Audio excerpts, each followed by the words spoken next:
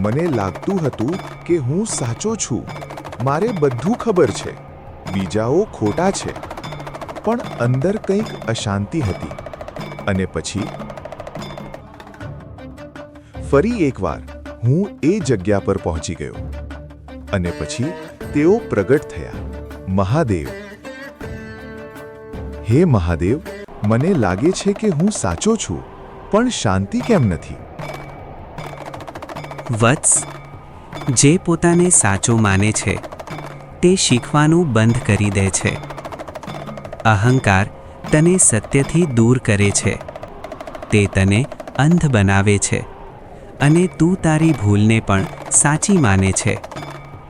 જ્યારે તું હું છોડે છે ત્યારે જ તું સત્યને જોઈ શકે છે. વિનમ્રતા જ જ્ઞાનનો દ્વાર છે. એક ક્ષણે મને સમજાયું, મારો સૌથી મોટો શત્રુ કોઈ બીજો નહોતો, મારો અહંકાર હતો.